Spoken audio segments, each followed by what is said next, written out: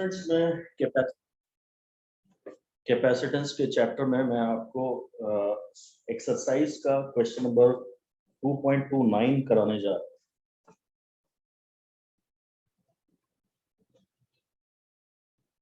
और उसको आप हेडिंग दे दीजिए, थियोरी में तो नहीं है टेक्स्ट में, पर ये इम्पोर्टेंट है और इसको मेन टॉपिक का ही पार्ट माना जाए। हेडिंग दे दीजिए स्फेरिकल कैपेसिटर।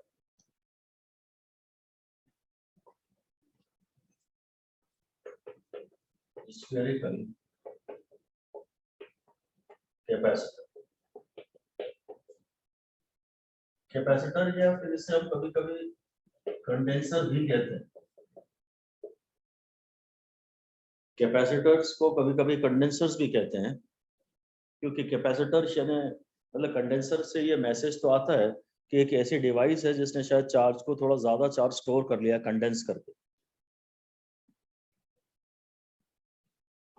ब्रैकेट में लिख सकते हैं, लिखने लायक बात है तो नहीं। Condenser, it is called condenser because it stores more charge, little more charge.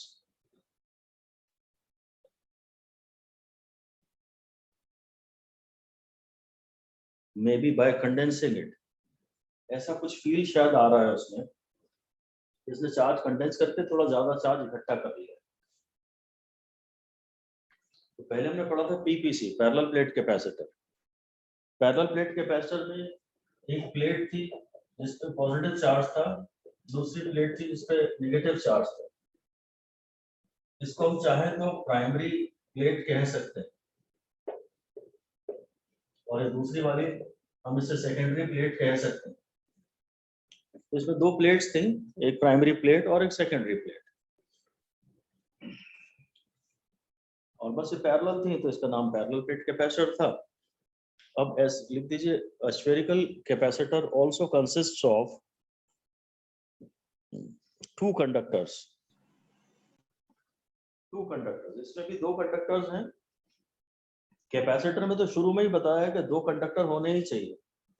It consist of two conductors and both are of spherical shape, दोनों ही स्फेरिकल शेप के हैं। And therefore it is called spherical capacitor.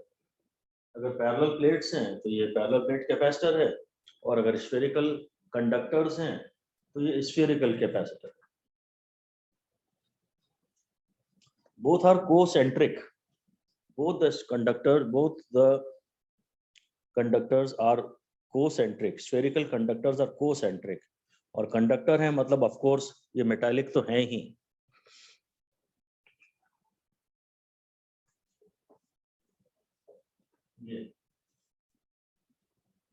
ये इसको हम inner बोल देते हैं, इसको आउटर बोल देते हैं। और वैसे आउटर स्फीयर की आउटर साइड को अर्थ से कनेक्ट कर देते हैं। ऐसे पूरा लिखना पड़ेगा कि outer side of the outer sphere, outer side of the outer sphere is connected to earth.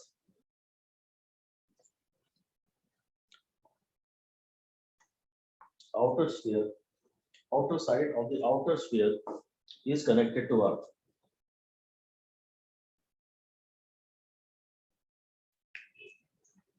बस अब आप किसी एक को चार्ज दे दीजिए और दूसरे पे इंडक्शन से कुछ अपने आप आ जाएगा।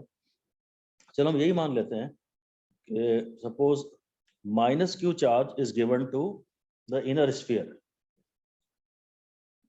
किसी मेथड से, किसी प्रोसेस से हमने इसको -q चार्ज दे दिया। इनर स्फीयर है, सॉलिड है कि हॉलो है अंदर वाला, इससे फर्क नहीं पड़ता। इलेक्ट्रोस्टैटिक्स में तो कभी सॉलिड और हॉलो से फर्क पड़ता ही नहीं अगर ये मेटालिक है तो। हाँ, आउटर वाला शेल है, इनर वाला शेल भी हो सकता है, सॉलिड भी हो सकता है, यूजुअली खैर शेल ही होता है, और जो आउटर वाला है वो शेल है। अब अगर इस पे -q आया है तो इंडक्शन से इस पे +q आएगा, और आउटर साइड -q आएगा। अगर मैंने इनर वाले को चार्ज दिया है -q, तो इंडक्शन से आउटर वाले की इनर सरफेस आपको शायद लिखना चाहिए कि out inner one is given charge -q, कोई भी चार्ज दे सकते हैं उसे, मैंने ऐसे ही -q ले लिया क्योंकि एनसीईआरटी में जो डायग्राम बना है वो -q के हिसाब से है।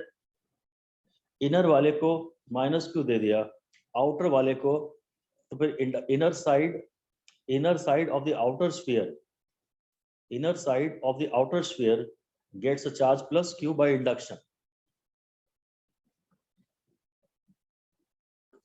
and outer side of the outer sphere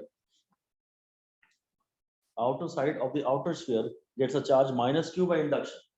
आप इसको थोड़ा मोटा इमेजिन कर लीजिए, तो इधर प्लस q आ जाएगा और फिर इधर एक माइनस q आ जाएगा। तो मेटल है, इस नेगेटिव ने इसके पॉजिटिव को अट्रैक्ट कर लिया और बस वो अपने पीछे नेगेटिव छोड़ आया। मेटल के अंदर चार्ज नहीं रहता, इसलिए ये आउटर स्किन इधर स्किन पे रहता है, बाहर हवा की तरफ, इसलिए बार बार हम स्किन बोलते हैं। खैर ज्यादा इंपॉर्टेंट बात नहीं। अब ये जो प्लस क्यू है ये तो यहाँ रहता है, और ये माइनस क्यू लिख दीजिए, माइनस क्यू अगली लाइन में लिखिए, minus Q appearing on the outer side of the outer sphere, minus q appearing on the outer side of the outer sphere is neutralized by earth। ये earthing का symbol है, जमीन में गाड़ दिया, गड्ढा खोदा जो थोड़ा छोटा गहरा होते जा रहा है और पतला होता जा रहा है, जैसे जैसे वो गहरा होता जा रहा है, जमीन में गाड़ दिया, एक मेटालिक वायर लिया और अर्थ से कनेक्ट कर दिया। और अर्थ के बारे में अलग से लिख दीजिए ब्रैकेट में कि earth is a conducting sheet of charge of infinite extent. Earth को हम कंडक्टिंग शीट ऑफ चार्ज मानते हैं, प्लेन शीट मानते हैं, क्योंकि जहां भी आप खड़े हैं वहां से जहां तक आपकी नजर जाती है वहां तक आपको अर्थ प्लेन ही दिखता है। अर्थ एक कंडक्टिंग शीट ऑफ चार्ज है। ये वैसे तो थोड़ी यूजफुल इंफॉर्मेशन है, 3 स्टार देने लायक इंफॉर्मेशन है। अर्थ is a conducting sheet of charge. फिलहाल खैर मुझे उसकी कोई जानकारी नहीं, जरूरत नहीं। हाँ मुझे काफी जरूरत है इस बात की, ये कहने की, लिख सकते हैं आप कि earth is always considered to be at zero potential. Electrostatics के लिए earth is always considered to be at zero potential.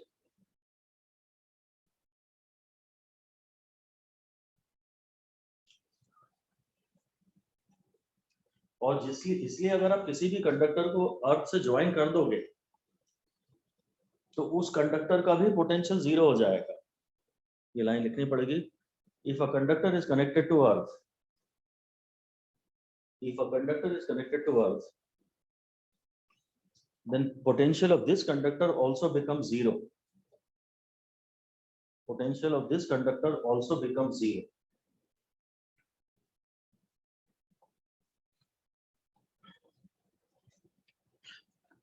Its total charge, the total charge of the conductor does not necessarily become zero. ये important बात है कि जैसे अर्थ किया है उसका पोटेंशियल जीरो होता है, उसका पोटेंशियल जीरो होता है। जो टोटल चार्ज है वो जीरो होगा ये आवश्यक नहीं है। अर्थिंग से ये नहीं कहना कि ये चार्ज अर्थ में बह गया, या अर्थ से चार्ज आया और उसने कंडक्टर के चार्ज को न्यूट्रलाइज कर दिया, ये स्टेटमेंट सही नहीं। बेसिकली सिर्फ एक बात सही है भाई, अर्थ का पोटेंशियल जीरो ही रहता है। आप उसे कितना भी चार्ज दे दो और या उसमें से कितना भी चार्ज निकाल लो, उसका पोटेंशियल ना तो कभी घटता है ना बढ़ता है, वो जीरो ही पोटेंशियल का है। इसीलिए तो अगर हम नंगे पैर अर्थ पे पैर रख भी दें तो हमें पोटेंशियल झटका लगता नहीं तो हमारे बल्ब जल जाते। अगर अर्थ का पोटेंशियल होता ना और हम पैर रखते ना तो हमारी खोपड़ी में सारे बल्ब जल जाते। अर्थ का पोटेंशियल सदैव जीरो रहता है। तो अब अगर मैं 2 कंडक्टर्स को जोड़ूं, एक हाई पोटेंशियल का है और एक जीरो पोटेंशियल का है, तो चार्ज हाई से लो बहेगा तब तक जब तक दोनों के पोटेंशियल सेम ना हो जाए। पर अब की बार दोनों के पोटेंशियल सेम नहीं, दोनों के जीरो हो जाते हैं, क्योंकि अर्थ को तो आप कितना भी चार्ज दे दो उसका पोटेंशियल जीरो पे फिक्स्ड है। अगर कोई और कंडक्टर होता और मैं उन दोनों को जोड़ देता तो चार्ज हाई से लो तक बहता, तब तक जब तक दोनों के पोटेंशियल सेम ना हो जाए। अब की बार ऐसा नहीं होता, क्योंकि अर्थ का पोटेंशियल बढ़ नहीं सकता। अगर एक 5 है और एक 0 है, अर्थ का पोटेंशियल 0 है और किसी बॉडी का पोटेंशियल 5 है, तो ऐसा नहीं होगा कि दोनों का 2.5 हो जाएगा, दोनों का ही 0 हो जाएगा बस। अर्थ से अगर हम किसी बॉडी को कनेक्ट करते हैं तो एक ही बात की गारंटी है कि उसका टोटल पोटेंशियल 0 हो जाता है। उसका चार्ज 0 होगा या नहीं होगा ये हमें नहीं पता, हम केवल उसकी इक्वेशन बनाएंगे और उसके पोटेंशियल को 0 से इक्वेट कर देंगे। तो अभी क्या हुआ कि ये मे बी लो पोटेंशियल पे है और चलो ये 0 वोल्ट पे है, तो ये हाई पोटेंशियल पे और ये लो पोटेंशियल पे है, तो चार्ज हाई से लो आ जाता है। जो भी है, ये इसका चार्ज खत्म हो जाता है, इसका चार्ज खत्म हो जाता है। तो और बेटर आप समझ जाएंगे थोड़ी देर बाद जब मैं मैथमेटिकल इक्वेशन लिखूंगा। अभी तो बस ये 0 वोल्ट पे आ जाता है, मैं इतना ही कह रहा हूं। इस पूरे कंडक्टर पे चार्ज 0 नहीं हुआ है, क्योंकि इधर तो है ना, अंदर की तरफ तो है ना प्लस क्यू। माइनस क्यू की फील्ड ने इस प्लस क्यू को पकड़ के रखा है, ये वाला चार्ज अर्थ में नहीं गया। तो आप बता सकते हैं कि charge on the inner surface of the outer sphere, charge on the inner surface of the outer sphere being bound to the field of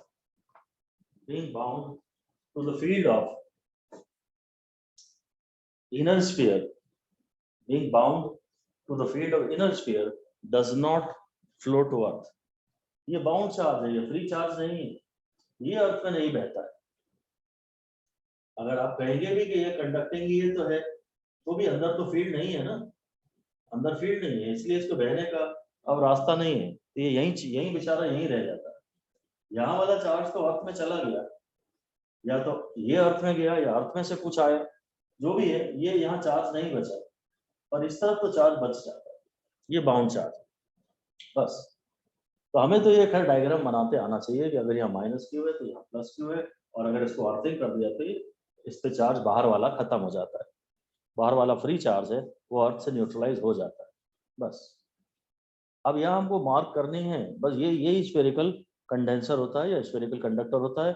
outer वाले की आउटर सरफेस को अर्थ कर देते हैं और इनर वाले को कुछ चार्ज दे देते हैं। अब इसमें पहला प्रश्न बनता है ये है कि भाई हम यहाँ इलेक्ट्रिकल फील्ड मार्क करें, पॉजिटिव से नेगेटिव तक इलेक्ट्रिकल फील्ड मार्क होगी और ये इसके सेंटर की तरफ जा रही होगी। ऐसी इलेक्ट्रिकल फील्ड यहाँ हम मार्क करेंगे पॉजिटिव चार्ज से नेगेटिव चार्ज की तरफ, और बस ये फील्ड का नाम है, this is radial field. Radial field non uniform, असली बात है कि ये नॉन यूनिफॉर्म फील्ड, पीपीसी के अंदर इलेक्ट्रिकल फील्ड यूनिफॉर्म थे, पर स्फेरिकल कंडेंसर के अंदर के फील्ड नॉन यूनिफॉर्म है। आप देख रहे हैं कि यहाँ लाइंस ऑफ फोर्स पास है, तो यहाँ पर फील्ड की इंटेंसिटी ज्यादा है, और यहाँ लाइंस ऑफ फोर्स दूर है, तो बाहर आउटर वाले की तरफ इंटेंसिटी कम है। ये फील्ड नॉन यूनिफॉर्म है, क्योंकि uniform field is represented by parallel and equidistant lines of force, and these lines of force are not parallel, these are inclined to one another. तो पहला पॉइंट यही है कि अगर वो पूछे कि पीपीसी के अंदर फील्ड कैसी होती है, तो यूनिफॉर्म होती है और वो डिस्टेंस पे डिपेंड नहीं करती है, पर स्फेरिकल कैपेसिटर के अंदर जो फील्ड होती है वो नॉन यूनिफॉर्म होती है और वो डिस्टेंस पे डिपेंड करती है। शायद इनर स्फीयर पे जो चार्ज है उसने फील्ड पैदा की है, तो इसलिए इनर स्फीयर के पास के पॉइंट्स पे इंटेंसिटी ज्यादा है। लिख दीजिए E is produced by charge on the inner sphere. E is produced by charge on the inner sphere. So E near the inner sphere is more. Inner sphere के पास E ज्यादा है, and E near the outer sphere is lesser.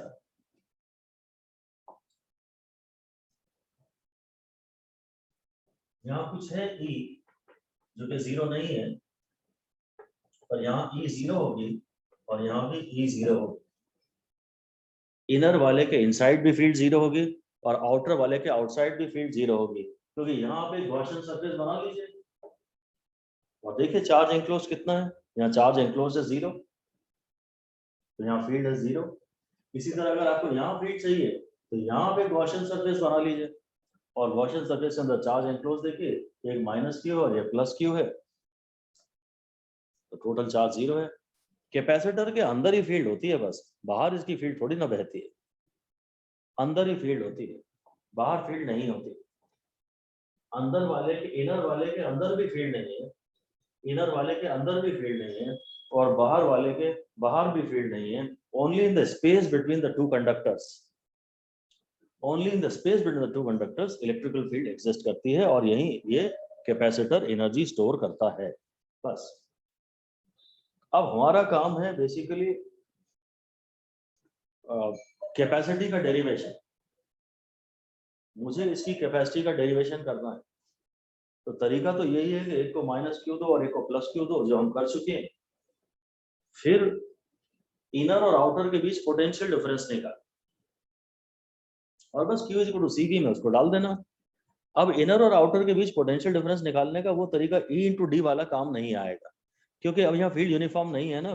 तो बस ये heading दे दीजिए, heading दे दीजिए calculation of potential difference, calculation of potential difference बस between the two conductors, calculate the potential difference between the two conductors। इसका रेडियस मान लेता हूं मैं A है, और इसका रेडियस मैं मान लेता हूं B है।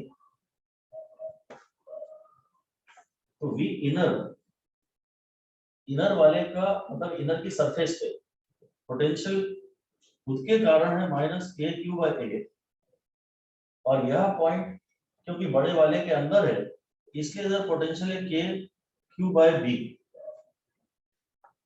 ये जरा ध्यान से देखना होगा, इस पॉइंट पे पोटेंशियल दो कारणों से होगा। एक तो खुद के कारण, इसकी सरफेस पे है, आप इसकी सरफेस पे पोटेंशियल ले रहे हैं तो यहाँ रेडियस तक आइए, और ये जो पॉइंट है ये बड़े वाले के लिए इंटरनल पॉइंट है, और अंदर इंटरनल पॉइंट पे तो हर पॉइंट पे पोटेंशियल उतना ही होता है जितना सरफेस पे होता है। तो इसकी सरफेस पे जो पोटेंशियल है वो इसको फ्री में मिल ही रहा है। ये जरा ध्यान से देखना होगा, ये इंपॉर्टेंट है, ये मैथमेटिक्स है और ये इंपॉर्टेंट है। अलग से ये भी आ सकती है, बस इतनी सी, ये बिल्कुल 5 स्टार लाइक चीज है। इस पे पोटेंशियल दो कारणों से है, ये खुद के कारण है और ये बाहर वाले के कारण। वो आप चाहो तो लिख सकते हो, at an internal point potential due to a sphere is same as that on the surface. At an internal point, potential on a sphere is same as that on the surface. ये जो point है ये इस वाले के लिए surface का point है, तो इसके मैं सरफेस के पोटेंशियल का फॉर्मूला लिख रहा हूं, और यही पॉइंट इस वाले के लिए इंटरनल पॉइंट है, यही पॉइंट इस वाले के लिए इंटरनल पॉइंट है। तो बस ये इनर वाले का पोटेंशियल है। अब आउटर वाले का पोटेंशियल लिखते हैं। अब आउटर वाले पे एक तो खुद के कारण पोटेंशियल है प्लस के क्यू बाई बी, एक तो खुद के कारण पोटेंशियल है, और एक इनर वाले का असर वहां देखना पड़ेगा। तो इस चार्ज को तो मैं यहाँ सेंटर पे रखा हुआ मान सकता हूँ। ये जो चार्ज है इसके कारण पोटेंशियल है माइनस के क्यू बाई बी, क्योंकि मैं इसका इससे बी की दूरी पे असर देख रहा हूँ। ये जो आउटर वाले का पोटेंशियल है वो एक तो खुद के चार्ज के कारण है और एक अंदर वाले के चार्ज के कारण। तो अंदर वाले का चार्ज का असर मैं यहाँ देखूंगा ना, जहां मुझे उसका पोटेंशियल चाहिए, और ये तो खैर सॉल्व करके 0 आ रहा है, जो कि मुझे एक्सपेक्टेड भी था। अर्थ जिसे कर दिया उसका टोटल पोटेंशियल 0 आएगा। अब मैं इसको डिराइव तो कभी नहीं करूंगा, ये आपसे एग्जाम में कोई नहीं पूछेगा, वी इनर ही मांगेगा केवल आपसे, केवल वी इनर मांगेगा। आउटर वाला तो बेसिकली अर्थ कर दिया तो उसका पोटेंशियल 0 ही हो गया। आप तो आउटर वाले का अगर मैं आपसे टोटल चार्ज मांगू तो आप उसका जवाब दोगे क्यू, आउटर वाले का टोटल चार्ज है क्यू। तो कुल मिला के ये बात हुई ना कि आउटर वाले का टोटल चार्ज तो 0 नहीं हुआ, चाहे अंदर है चाहे बाहर है, आउटर वाले का चार्ज तो क्यू है। इसका मतलब हमने आउटर वाले को जब अर्थ किया तो भी उसका पोटेंशियल तो जीरो नहीं हुआ, बस। सॉरी, जब आउटर वाले को अर्थ किया तो उसका पोटेंशियल जीरो हो गया, उसका चार्ज तो जीरो नहीं है। मुझे एक्चुअली तो डेल्टा भी निकालना है, मुझे पोटेंशियल डिफरेंस निकालना है, तो गिवन कि V inner minus V outer. Inner का पोटेंशियल डिफरेंस है खुद के कारण प्लस पड़ोसी की मेहरबानी, और आउटर वाले का तो है जीरो, तो यही डेल्टा वी भी है। इस के को हम लोग 1/4πε0 लिख लेंगे, यही डेल्टा वी भी है ना। मेरे को अगर कैपेसिटी चाहिए, एक्चुअली तो हमें कैपेसिटी चाहिए, पर डेरिवेशन का ये स्टेप भी इंपॉर्टेंट। E इंटू डी से अब हमने काम नहीं किया क्योंकि E कांस्टेंट नहीं है। हाँ, इंटीग्रेशन वगैरह करके कुछ कर सकते थे, पर हम इंटीग्रेशन को अवॉइड करना चाहेंगे। डेल्टा V भी अपने आप में इंपॉर्टेंट है, वो V इनर के बराबर है, जो पोटेंशियल डिफरेंस है वो V इनर के बराबर है। अब हम कैपेसिटी का डेरिवेशन कर सकते हैं। कैपेसिटी का formula Q is to CV, C का फॉर्मूला है Q बाय V, और V है K Q 1/V minus 1/A, ऐसा कुछ, माइनस KQ/A प्लस KQ/V आया था ना, तो Q कैंसिल हो गया, और ये K है 1/4πε0, तो कैपेसिटी हो गई 4πε0 upon A minus B into AB। तो कैपेसिटी का फॉर्मूला ये आ गया 4πε0 into AB upon A minus B, यानी big radius minus small radius. ये अब कैपेसिटी का फॉर्मूला। स्फेरिकल कैपेसिटर की कैपेसिटी का ये फॉर्मूला है।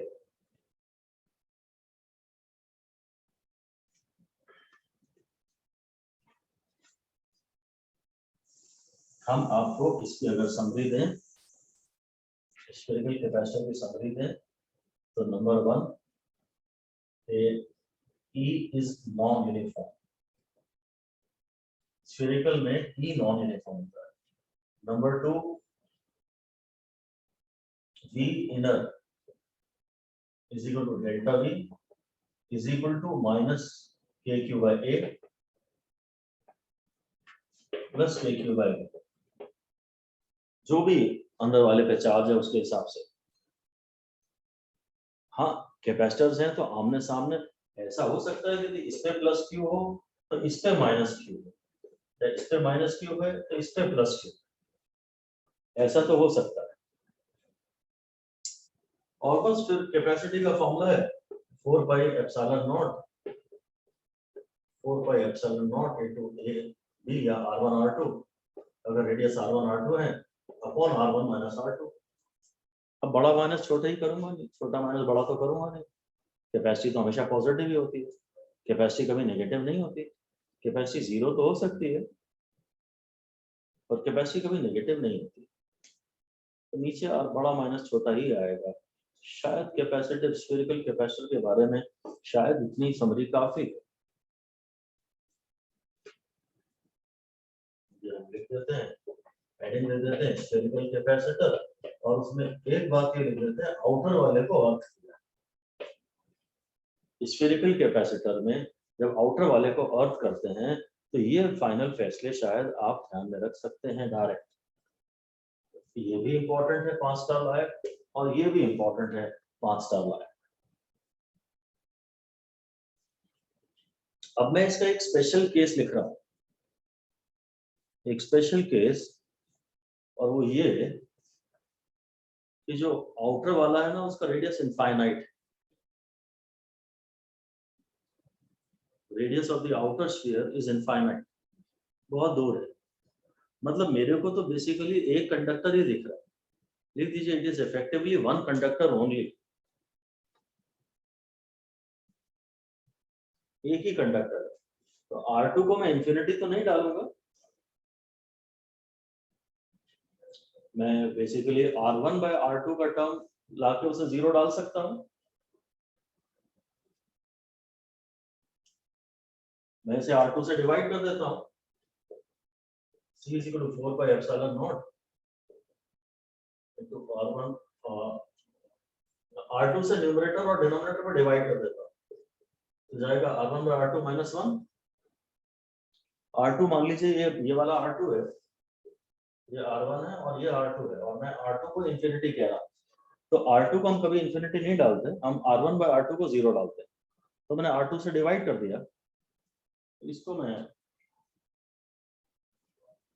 तो ये मतलब ये बढ़ा रहा होगा, ऐसा फॉर्मूला रहा होगा R2 minus R1, तो R2 by R2 is 1 minus R1 by R2, तो मैं इसको 0 डाल दूंगा, तो कैपेसिटी का बस फॉर्मूला हो जाएगा 4 by epsilon naught R,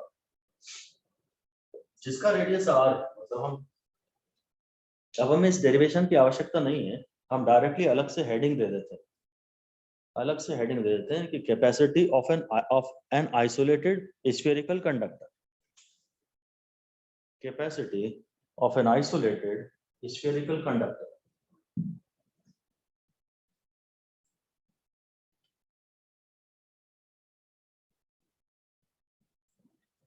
capacity of an isolated spherical conductor of radius, अलग से लिख दीजिए, ये डायग्राम बना दीजिए और बोल दीजिए let the radius be r, तो इसकी कैपेसिटी है बस 4 पाई एप्सिलॉन नॉट r, यानी इसकी कैपेसिटी है r upon 9 into 10⁹। if r is in meters then the capacity is in farad, r metre में है तो इसकी कैपेसिटी फैराड में आ जाएगी। ये कैपेसिटी है स्फेरिकल कैपेसिटर की और ये कैपेसिटी है स्फेरिकल कंडक्टर की, ये है स्फेरिकल कैपेसिटर और एक अकेला है ना कंडक्टर, दो हैं तो वो कैपेसिटर है या कंडेंसर है। तो अगर दो हैं और एक पे माइनस क्यू है एक पे प्लस क्यू है तो आप उन्हें कैपेसिटर या कंडेंसर कह सकते हैं, और अगर एक है तो हम उसे खाली कंडक्टर कहते हैं। तो स्फेरिकल कंडक्टर की कैपेसिटी ये है, और आप 9 into 10⁹ से डिवाइड कर रहे हैं इसलिए आंसर तो काफी छोटा आएगा, ये ध्यान रख लीजिए। In capacitors answer obtained are very small, capacitors में आंसर काफी कम आते हैं, so we divide by 9 into 10⁹। Answer छोटे लाने हैं तो 9 into 10⁹ से डिवाइड करेंगे। इलेक्ट्रोस्टैटिक्स में आंसर बड़े लाने होते हैं तो वहां तक 1/4 पाई एप्सिलॉन नॉट, तो हम 9 into 10⁹ से मल्टीप्लाई करते हैं।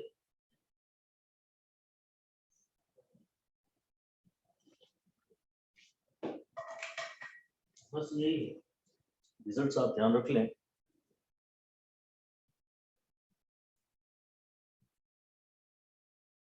अच्छा एक और बात है, अगर इसी में मैं एक बात कर लेता हूँ, ऐसा हेडिंग डिस्कस से आप दे सकते हैं, spherical capacitor with dielectric, spherical capacitor filled with dielectric।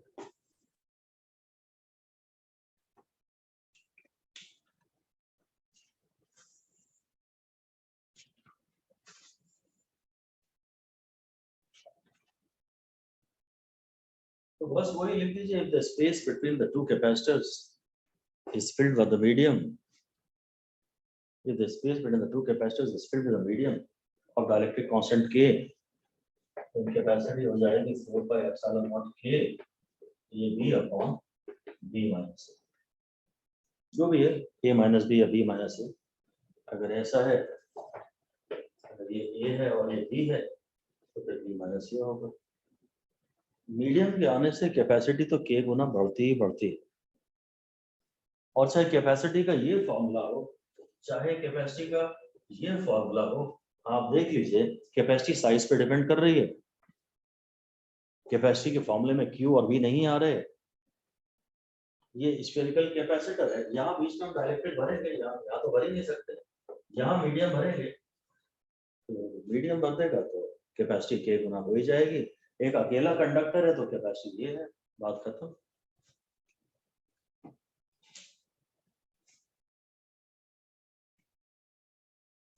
कभी कभी ऐसा भी केस बनता है जब वो इनर वाले को अर्थ करते हैं और आउटर वाले को अर्थ नहीं करते हैं, तो वो हमें नहीं करना है, वो एडवांस डिस्कशन है, उसे हम छोड़ते हैं। जब इनर वाले को अर्थ करते हैं तो केस थोड़ा सा टफ होता है, एडवांस्ड होता है, उसकी फिलहाल जरूरत नहीं है।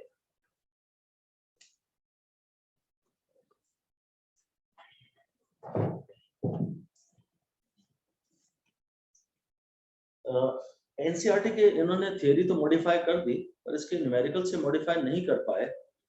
2.32 में जैसे अगर देखें तो सिलेंड्रिकल कैपेसिटर की बात है, तो आप छोड़ दीजिए, cylindrical capacitor is not in syllabus. Cylindrical capacitor syllabus में नहीं है।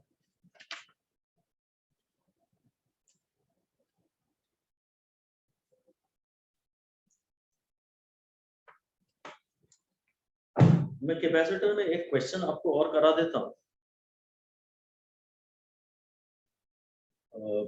पीपीसी के नाम से करा देते हैं, लिख लीजिए।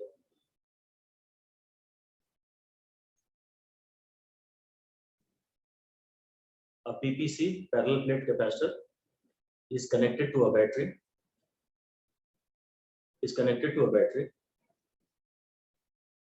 And once the capacitor gets fully charged, the capacitor is isolated from the battery. पहले एयर कैपेसिटर था, पहले प्लेट्स के बीच में एयर भरी थी। आइसोलेटेड को हाईलाइट करके बोल्ड लेटर्स में लिख दीजिए, कैपिटल लेटर्स में लिख दीजिए, अंडरलाइन भी कर दीजिए, और बस फुल स्टॉप लगा के अगली लाइन में लिख दीजिए। Now a dielectric of constant K, now a dielectric medium of constant K is inserted in between the plates. Dielectric medium है, डाइलेक्ट्रिक कांस्टेंट K का इसको प्लेट्स के बीच में इंसर्ट कर दिया जाता है। आंसर द फॉलोइंग, या what happens to the following? What happens to the following? एक एक करके हम पूछेंगे कि निम्न पे क्या फर्क पड़ता है। नंबर 1, मतलब पहले क्या आपके पास, आपने कैपेसिटर को चार्ज किया, इसमें चार्ज आ गया है, इधर प्लस क्यू आ गया और इधर माइनस क्यू आ गया। पहले आपने यहाँ बैटरी लगाई थी, फिर आप बैटरी हटा के ले गए, आइसोलेटेड है ना, आइसोलेटेड मतलब रिमूव, और अब आपने कैपेसिटर के प्लेट्स के बीच में एक डाइलेक्ट्रिक डाल दिया। ये इनिशियल सिचुएशन है, फिर आपने बैटरी हटा ली और अब बैटरी नए डायग्राम में है नहीं। ये इनिशियल सिचुएशन है एयर के साथ, और ये फाइनल सिचुएशन। इनिशियल सिचुएशन में हम बैटरी दिखा सकते हैं, ये बैटरी वोल्टेज V की। बस, तो पहली चीज आपको बतानी है नंबर 1 कि डाइलेक्ट्रिक रखने से कैपेसिटी पे क्या फर्क पड़ा है। नंबर 1, डाइलेक्ट्रिक रखने से कैपेसिटी पे क्या फर्क पड़ा है। तो बैटरी चाहे लगी हो या चाहे हटा ली गई हो, बैटरी से हमें कोई लेना देना नहीं। कैपेसिटी तो कंस्ट्रक्शन पे डिपेंड करती है, और बैटरी का ना होना, बैटरी का होना या ना होना कैपेसिटी पर को डिटरमिन नहीं करती। आपकी जो कैपेसिटी है वो तो है ही है। अब बैटरी यानी जैसे आपका टीचर, वो टीचर हो या ना हो, आपकी कैपेसिटी थोड़ी ना फर्क पड़ने वाला है उससे। आपकी नॉलेज लेवल पे फर्क पड़ सकता है, पर कैपेसिटी पे फर्क नहीं पड़ सकता। तो कैपेसिटी तो इनबॉर्न है आपके अंदर। तो कैपेसिटी, तो पहले कैपेसिटी थी एप्सिलॉन नॉट A/D, और मीडियम आने के बाद हो जाएगी कैपेसिटी एप्सिलॉन नॉट A/D। तो मीडियम आने के बाद कैपेसिटी बिकम्स K टाइम्स। पहला जवाब ये हो गया कि कैपेसिटी बिकम्स K टाइम्स। तो मीडियम रखने का यह असर है कि capacity becomes K times always, whether the battery is connected or the battery is removed, capacity becomes K times.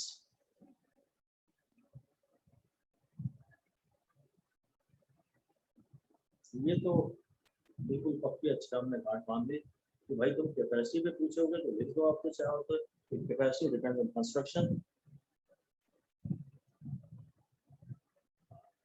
and battery is not a part of the construction of capacitor. Capacity construction पे depend करती है, तो dielectric जो है वो constructional feature है। अब dielectric आ गया तो कैपेसिटी बढ़ेगी, और उसको इस बात से कोई ताल्लुक नहीं होता कि बैटरी है या नहीं। नंबर 2, न्यू चार्ज, नए चार्ज के बारे में आप क्या कहेंगे? तो बैटरी अगर आप हटा के ले गए तो चार्ज के आने और जाने का रास्ता ही आपने काट दिया, तो लिख दीजिए। हम नंबर 2 चार्ज के बारे में सुनना चाह रहे हैं और हम उसमें लिख रहे हैं कि since battery has been removed there is no path for the charge to flow. ना तो चार्ज आ सकता है, भाई चार्ज बहता है पोटेंशियल डिफरेंस के कारण, चार्ज बहता है पोटेंशियल डिफरेंस के कारण। तो पोटेंशियल डिफरेंस अगर होगा भी तो भी चार्ज के बहने को रास्ता तो चाहिए ना भैया। अगर पोटेंशियल डिफरेंस है भी तो चार्ज के बहने को रास्ता चाहिए।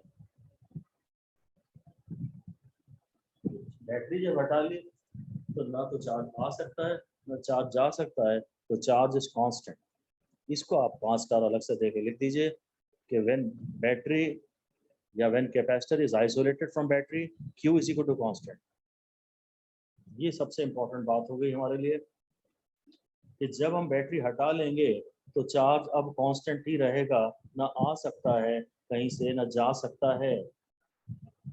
ये एक ब्रह्म वाक्य हो गया, एक गॉडली स्टेटमेंट हो गया,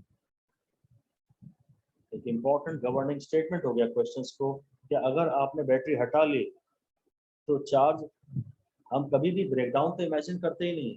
हम ये नहीं कहते कि भाई चार्ज हवा में भी तो जा सकता है, वो केस हम इमेजिन नहीं करते। हम ब्रेकडाउन की कभी कल्पना नहीं करते। तो न चार्ज अब बैटरी में ही केवल चार्ज आ सकता है, या बैटरी से ही आ सकता है, या बैटरी में ही जा सकता है। अब बैटरी नहीं है तो चार्ज कांस्टेंट हो गया। नंबर 3 देखते हैं, voltage, potential difference between the plates. इस पे हम जानना चाहते हैं क्या फर्क पड़ा। तो कोई एक ऐसा फॉर्मूला यूज करेंगे जिसमें वोल्टेज आता हो। Q का फॉर्मूला है CV और Q है कांस्टेंट, CV है कांस्टेंट, तो V प्रोपोर्शनल टू 1/C है और C तो प्रोपोर्शनल टू K होता है, तो V प्रोपोर्शनल टू K है। कैपेसिटी बढ़ गई है, कैपेसिटी बढ़ गई है तो पोटेंशियल कम हो जाएगा, डायरेक्ट होगा, डायरेक्ट हो गया। तो V medium to V air upon K। Q is equal to CV ही एकमात्र ब्रह्मास्त्र है हमारे पास। फिलहाल Q कांस्टेंट है तो CV कांस्टेंट है। हम इसका मैकेनिज्म क्या हो रहा है, वोल्टेज कैसे कम हो रहा है, वो हम जानना नहीं चाहते। हम मैथमेटिकली डिसाइड करना चाहते हैं कि भाई CV कांस्टेंट है और कैपेसिटी तो तुम्हारी बढ़ गई है, तो जरूर पोटेंशियल डिफरेंस कम हो गया। रीजन मुझे समझ में आता है थियरी वाला, पर मुझे रीजन से ज्यादा आंसर में इंटरेस्ट। मुझे समझ में आता है कि भाई फील्ड तो तुम्हारी कमजोरी हो गई है, अब फील्ड कमजोर हो गई तो E इंटू डी कम हो जाएगा ना।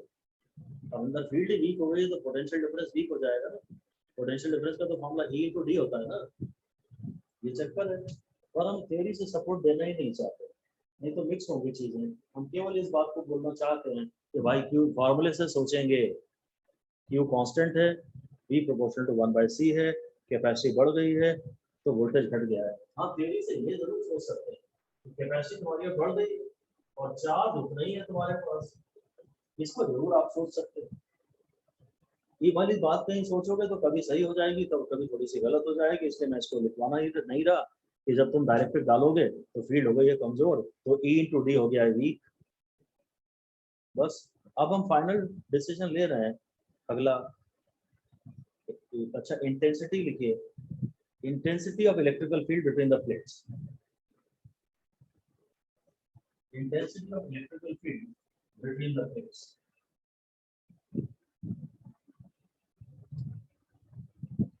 E के कई फॉर्मूले हैं, मैं तो ये सजेस्ट करूंगा कि आप E का एक ही फॉर्मूला लगाइएगा और वो है V/D।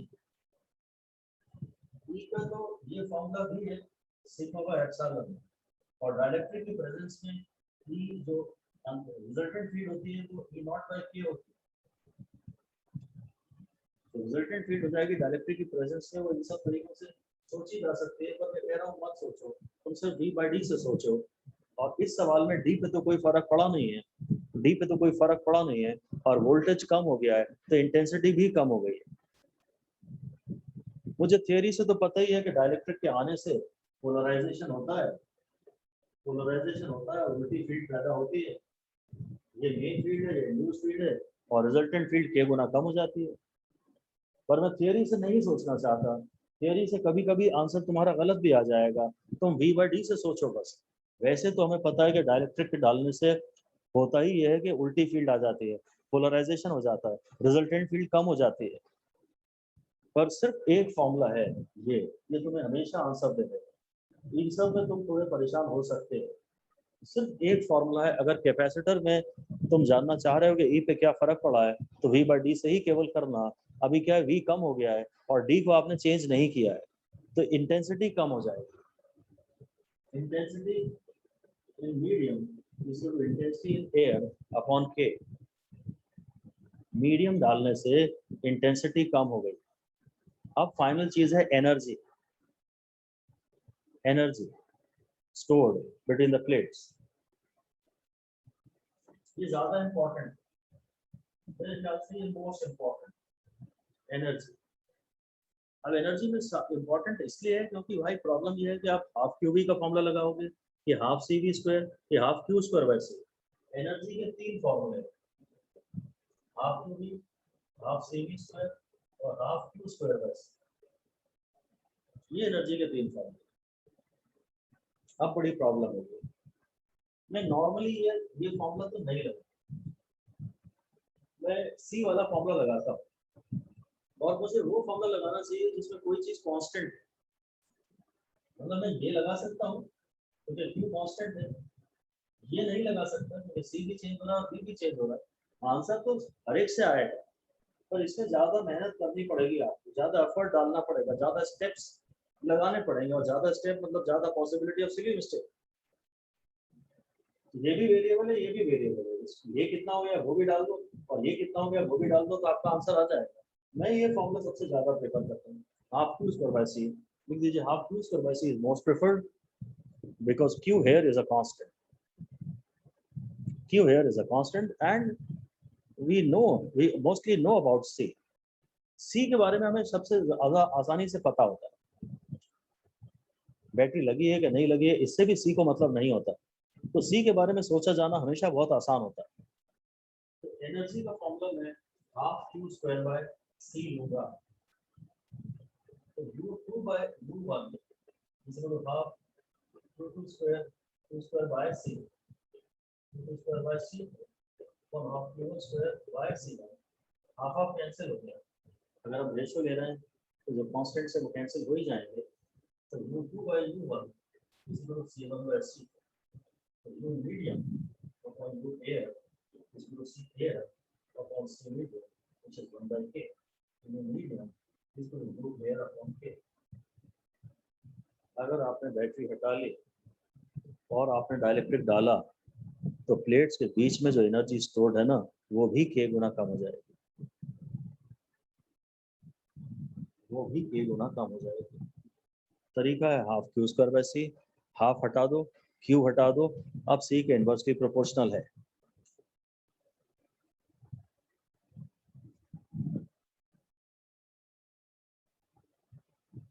मैं इसको इस तरह याद दिला देता हूँ, Q is constant and K is uncertain, तो वोल्टेज कम हो जाता है, इंटेंसिटी कम हो जाती है और एनर्जी कम हो जाती है। वोल्टेज भी कम हो गया, इंटेंसिटी भी कम हो गई, जब बैटरी रिमूव कर देंगे तो कैपेसिटी इंक्रीज हो जाती है, बैटरी रिमूव कर देंगे तो कैपेसिटी इंक्रीज हो जाती है, चार्ज कांस्टेंट रहता है। मतलब यहाँ मुझे बैटरी रिमूव एंड के इंसर्ट ऐसा करना चाहिए। एक रिजल्ट ये है, दूसरा रिजल्ट ये है, तीसरा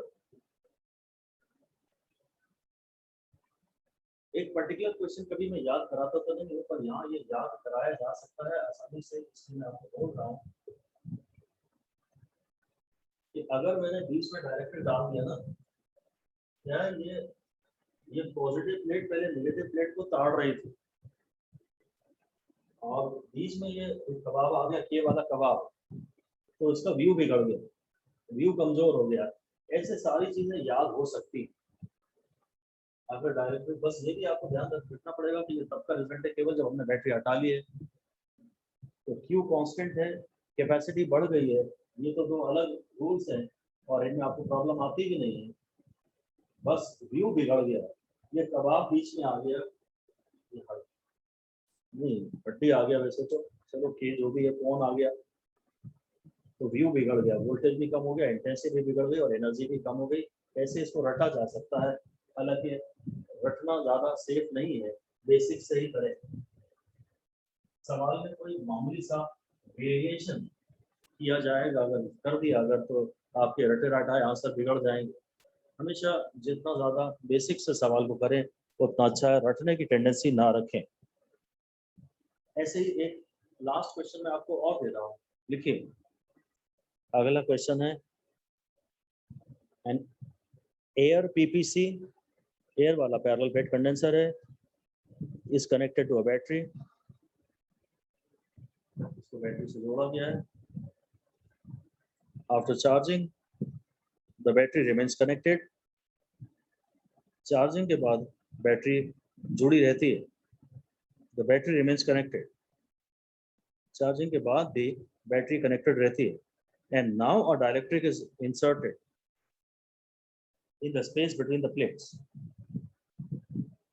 अब प्लेट्स के बीच में एक डाइलेक्ट्रिक को डाल दिया जाता है, अब प्लेट्स के बीच में एक डाइलेक्ट्रिक को डाल दिया जाता है। What happens to the following?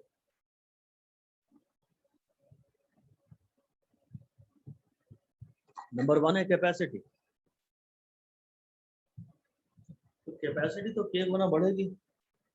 अगर तुम डाइलेक्ट्रिक डालोगे, तुमने कंस्ट्रक्शन में चेंज किए, and battery is not a part of construction, जब भी हम डाइलेक्ट्रिक डालेंगे तो कैपेसिटी तो k गुना बढ़ेगी, बैटरी से कोई लेना देना नहीं। नंबर 2 वोल्टेज, वोल्टेज से मेरा मतलब है potential difference between the plates. तो भाई अगर बैटरी जुड़ी है तो चार्ज का सोर्स जुड़ा है, अगर किसी सपोज मान लीजिए डाइलेक्ट्रिक के डालने से प्लेटों के बीच का वोल्टेज सपोज कम हो गया, जो कि अभी हमने देखा भी था कि पूरा व्यू बिगड़ गया था, V, E और U सब कम हो गए थे। अगर डाइलेक्ट्रिक के डालने से फर्ज कीजिए कि वोल्टेज कम हो गया, मान लीजिए 5 वोल्ट की बैटरी है और ये पहले कैपेसिटर भी 5 वोल्ट में ही था, और डाइलेक्ट्रिक डाल दिया और आपने मान लीजिए इसका डाइलेक्ट्रिक का K है 5, तो वोल्टेज 5 गुना कम हो जाएगा, वोल्टेज हो जाएगा 1 वोल्ट। अभी हाई पोटेंशियल पे है और लो पोटेंशियल पे है और बैटरी जुड़ी भी हुई है, तो 4 हाई से लो तक बह जाएगा। हम ये पूरे डिटेल नहीं पढ़ना चाहते, हम ये कहते हैं कि भाई अगर बैटरी जुड़ी है तो ये दो पॉइंट अलग अलग पोटेंशियल पे रह ही नहीं सकते। अच्छा बैटरी का पोटेंशियल, अगर बैटरी 5 वोल्ट की है तो आप उसमें से कितना भी चार्ज निकाल लो 5 वोल्ट की रहेगी, ये अर्थ के जैसी ही होती है, इसमें से कितना भी चार्ज निकाल लो वो 5 वोल्ट रहेगी, या तो फिर एकदम मर जाएगी, चार्ज देना बंद कर देंगे, डेड हो जाएगी जब बैटरी, तो चार्ज देना बंद हो जाएगी, और जब तक वो चार्ज दे रही है तो उसका वोल्टेज कांस्टेंट ही रहता है। तो बस आप तो सिर्फ यही लिखिए कि if battery remains connected, if battery remains connected, बड़ा बड़ा लिख दीजिए, 5 स्टार दे दीजिए, महामंत्र हो गया हमारा ये। If battery remains constant connected, V of the capacitor will always be equal to the V of the battery. Capacitor का वोल्टेज अब अनचेंज रहेगा, मतलब अगर आपने बैटरी हटा ली तो Q कांस्टेंट और बैटरी लगी हुई है तो V कांस्टेंट, ये आप ब्रैकेट में लिख दीजिए, battery remove Q is equal to constant, remains battery remains connected, V is equal to constant। इन पे फिर से 5 स्टार दे दीजिए, फिर महामंत्र हो गए। अब इसके बाद नंबर 3 लिख रहा हूं मैं, इंटेंसिटी नहीं Q पे असर, नंबर 3 है Q, तो फॉर्मूला तो मैं लूंगा Q is equal to CV, voltage तो कांस्टेंट है तो Q प्रोपोर्शनल टू C, और डाइलेक्ट्रिक डाला है, कैपेसिटी बढ़ी है तो चार्ज भी बढ़ेगा, लिख दीजिए charge increases to K times,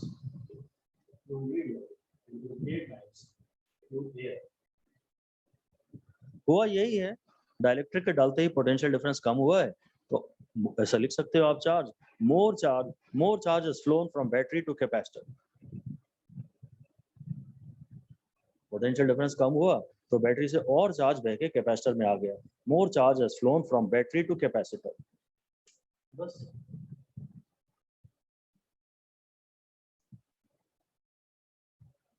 मैंने कैपेसिटी देख लिया, वोल्टेज देख लिया, क्यू देख लिया, अब इंटेंसिटी। ई का में बहुत सारे फॉर्मूले होते हैं, सिर्फ v बाय डी लूंगा। के क्यू बाय डी स्क्वायर तो ले भी नहीं सकता क्योंकि वो तो सिर्फ पॉइंट चार्ज के लिए वैलिड है और कैपेसिटर की प्लेट्स पॉइंट चार्ज वाली नहीं है। v का फॉर्मूला है v बाय डी और v अब सेम है और मैंने प्लेटों के बीच में डिस्टेंस भी चेंज नहीं किया है।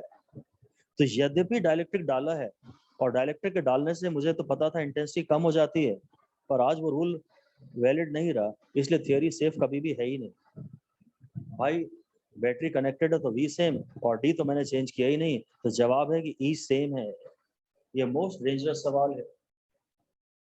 थियरी से सारी बातें समझाई तो जा सकती है पर थियरी में कोई और बहुत एंगलों से सोचना पड़ता है। होता ये है कि जैसे तुम डायरेक्टली डालते हो, हाँ अंदर फील्ड वीक हो जाती है पर चार्ज भी तो और आ रहा है ना। जो नया चार्ज आएगा वो वापस फील्ड बढ़ा देगा, जो नया चार्ज आएगा वो भी तो एक्स्ट्रा फील्ड पैदा करेगा ना। आप थियोरी से मत सोचना, हमारी तो बड़ी स्ट्रॉन्ग थियोरी थी कि पोलराइजेशन पढ़ा है हमने तो और डाइलेक्ट्रिक डालेंगे तो फील्ड कमजोर होगी ही होगी। वो सही भी था अगर क्यू कांस्टेंट है तो, पर अभी तो क्यू कांस्टेंट नहीं है। ऐसा आप लिख सकते हैं कि inside dielectric E becomes 1/k times। Dielectric के अंदर E 1/k टाइम्स हो जाता है। This is valid only if Q is constant. तो मैं कहाँ किस किस बात का ध्यान रखूंगा भाई, इसलिए सबसे सुंदर तरीका है E का V बाई डी। इंटेंसिटी का सबसे सुंदर तरीका है V बाई डी और इसी तरह फिर इंटेंसिटी, नहीं इंटेंसिटी हो गई और अब फाइनली एनर्जी। एनर्जी का फॉर्मूला मैं जो पसंद करूंगा वो है हाफ सी वी स्क्वायर, क्योंकि एक तो वो टर्म आना चाहिए फॉर्मूले में जो कांस्टेंट हो ताकि मुझे उसकी ज्यादा टेंशन ही ना रहे, और एक कैपेसिटी आना चाहिए क्योंकि कैपेसिटी के बारे में सोच पाना आसान, इसलिए आसान है कैपेसिटी के बारे में सोच पाना क्योंकि वो बैटरी है या नहीं उस पर डिपेंड नहीं करती। तो वोल्टेज सेम है तो ये कांस्टेंट भी हटा दो और एक कांस्टेंट भी हटा दो तो एनर्जी प्रोपोर्शनल उसी है। तो U medium is equal to k times U air. Capacity तो k गुना हो ही गई है, डाइलेक्ट्रिक डाला है, कैपेसिटी तो k गुना हो ही गई है तो एनर्जी भी k गुना हो जाएगी। ये सारे फैसले केवल मैथमेटिक्स से किए जाएं, थियरी से करेंगे तो आप कहाँ गड़बड़ कर देंगे कुछ पता नहीं। हम थियरी से जवाब दे तो सकते हैं कि अब जो मोर चार्ज आया है वो अपने साथ एनर्जी भी तो लाएगा ना, उसे चार्ज करने में आपको एनर्जी भी तो ज्यादा देनी पड़ेगी ना। आप ऐसा लिख सकते हैं कि charge brings some additional energy, charge अपने साथ एनर्जी भी लाएगा इसलिए एनर्जी बढ़ जाती है, इसलिए एनर्जी बढ़ जाती है। चलिए हम एक आखिरी बात और इसमें पढ़ लेते हैं, ये डिस्कशन हमारा समाप्त हो गया है। एक आखिरी बात हेडिंग दे दीजिए, force of attraction between the plates. Force of attraction between capacitor plates, मैं पीपीसी की ही बात कर रहा हूँ। ये प्लस है और माइनस है और एफ का फॉर्मूला ये q1 नहीं लगाया जा सकता क्योंकि ये कैपेसिटर प्लेट्स पॉइंट चार्ज नहीं है। लिख दीजिए k q1 q2 by d square, any result based on Coulomb's law is not valid in capacitors. Any result based on Coulomb's law is not valid in capacitors because capacitor plates cannot be treated as point charges. Any result based on Coulomb's law cannot be applied in capacitors क्योंकि ये point charges नहीं है, ये तो capacitor plates are infinite sheet of charge.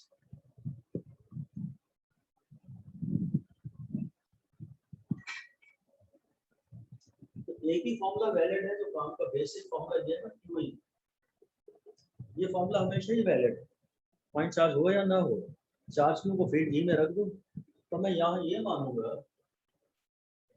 Charge of negative plate should be considered present in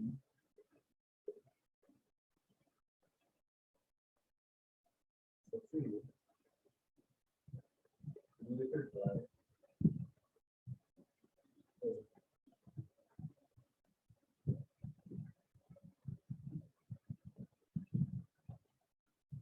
आप negative plate का खाली charge consider करिए और सिर्फ पॉजिटिव प्लेट की फील्ड कंसिडर करिए. नेगेटिव प्लेट का charge should be considered to be present in the field created by positive plate alone. बस अब ये +2 है और ये -2 है,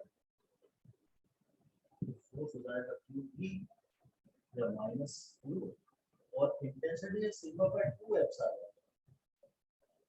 एक प्लेट की इंटेंसिटी तो सिग्मा बाय 2 एप्सिलॉन नॉट होती है ना, ये बहुत खास बात है.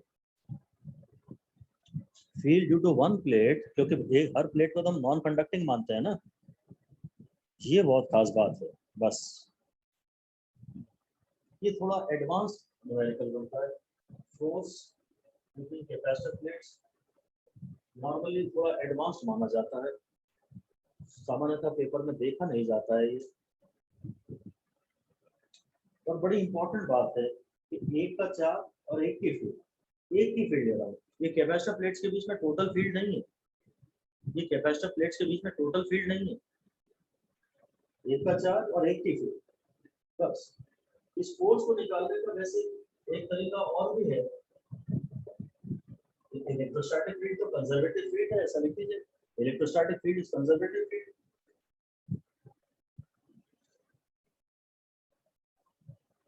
और इसके F का फॉर्मूला -du/dx हो सकता है. अगर डायमेंशनली करें तो ये माइनस भी हटा दो और डी भी हटा दो. एनर्जी को तुम हाफ c² ले लो और x को यानी प्लेटों के बीच का डिस्टेंस ले लो. इस टाइप से भी वो रीअरेंज हो जाएगा. जो अभी तुमने बोला ना F का formula q into sigma by 2 epsilon not, वो रीअरेंज करके ऐसा भी कुछ आ सकता है. भाई एक चार्ज के टर्म्स में हो गया और एक वोल्टेज के टर्म्स में हो गया. अगर तुम q को c भी लिख दोगे, इस सिग्मा को लिख देना q बाय a, ये सिग्मा हो गया q बाय a, और q को लिख देना c भी. तो हो सकता है ऐसा कोई फॉर्मूला तुम्हारा निकल के आता है. ये दो फॉर्मूले हो गए, एक q के टर्म्स में और एक वोल्टेज के टर्म्स में. F का फॉर्मूला -du/dx, ये कैपेसिटर की प्लेट्स के बीच में एनर्जी है, और x d को हटा दो, x यानी प्लेटों के बीच का डिस्टेंस. ये बढ़िया फॉर्मूला हो गया. इस तरह से ये कैपेसिटर का चैप्टर समाप्त होता है. Okay, thank you sir.